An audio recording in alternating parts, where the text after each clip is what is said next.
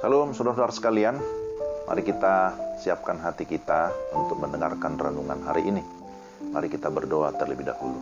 Tuhan, kami mau membaca dan merenungkan firman-Mu. Kami mohon tuntunan Allah Roh Kudus, sehingga kami dapat memahami firman-Mu dengan baik. Dalam nama Tuhan Yesus kami berdoa. Amin. Pembacaan firman Tuhan diambil dari Yakobus pasal 4 ayat 1. Yakobus pasal 4 ayat 1, demikian firman Tuhan.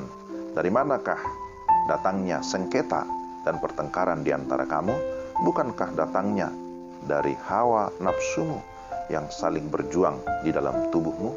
Demikian Yakobus 4 ayat 1, dan renungan kita diberikan tema awas, ada bahaya. Saudara yang terkasih dalam Tuhan, kita pasti sering melihat tulisan atau tanda awas, ada bahaya. Mungkin itu di pinggir jalan raya, atau di satu ruang tertentu, bahkan di kompleks tertentu. Tanda awas berarti suatu larangan agar kita berhati-hati, dan jika perlu jangan menyentuh apa yang dilarang itu. Kalau tetap nekat menerobos tanda larangan seperti lampu merah, maka akibatnya bisa fatal. Yakobus mengingatkan jemaat agar berhati-hati dalam kehidupan, baik di rumah, di gereja, ataupun di lingkungan di mana kita berada. Tuhan mengharapkan agar jemaatnya bisa berjalan seiring, saling menopang dan saling mengasihi. Namun kenyataannya, saudara-saudara, banyak juga walaupun sesama orang percaya, bahkan sesama anggota gereja, namun tidak bisa berjalan seiring, tetapi hidup bersaing satu dengan yang lain. Tentu hal ini sangat menyedihkan Tuhan. Dalam Yakobus 4 ayat 1, dari manakah datangnya sengketa dan pertengkaran di antara kamu? Ini sebuah pertanyaan retorik, tapi membutuhkan jawaban dari setiap kita masing-masing. Maka yang pertama, ini bicara tentang keegoisan, bahaya keegoisan, ayat 1-3. Sesungguhnya peperangan yang paling dahsyat adalah peperangan di dalam diri kita sendiri, bukan perang nuklir ataupun bom atom, ya. Di mana kita tidak sanggup untuk menguasai diri, di mana kita tidak mampu menahan diri.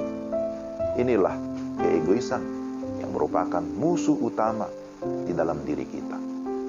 Kita cenderung ingin menyenangkan diri sendiri, bahkan sekalipun menyakiti orang lain. Sadar atau tidak, betapa seringnya kita bertindak demikian. Kita tidak peduli dengan perasaan orang lain. Yang penting gue, yang penting aku. Orang lain, EGP, emangnya gue pikirin. Orang seperti ini lama-lama kerohaniannya bisa mundur, bahkan mati. Berdoa pun sudah tidak suka.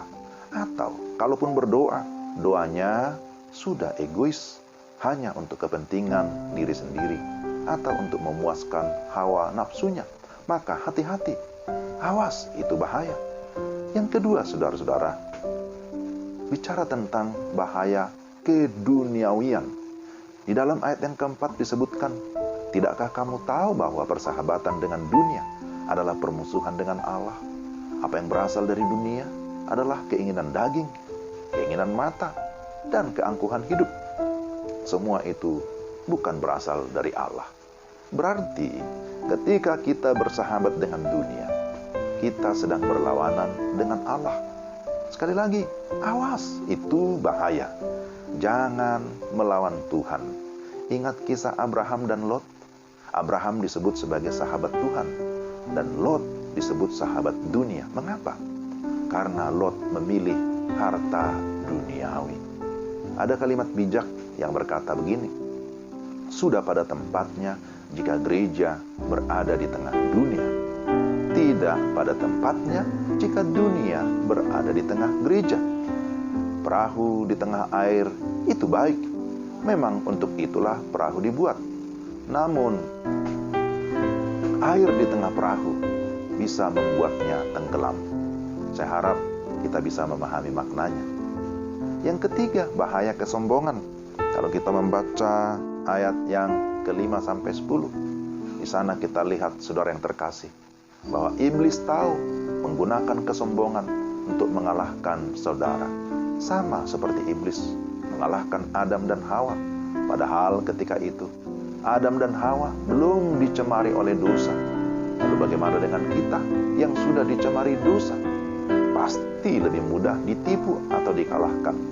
Oleh sebab itu dikatakan, tunduklah kepada Allah dan lawanlah iblis, maka ia akan lari daripadamu. Dalam ayat yang ke-7, mendekatlah kepada Allah, sadarilah kemalanganmu, dan rendahkanlah dirimu di hadapan Tuhan, dan ia akan meninggikan engkau. Saudara yang terkasih dalam Tuhan, keegoisan, keduniawian, dan kesombongan adalah musuh atau penghambat pertumbuhan rohani kita. Hal itu pun juga menjadi penghambat pelayanan kita.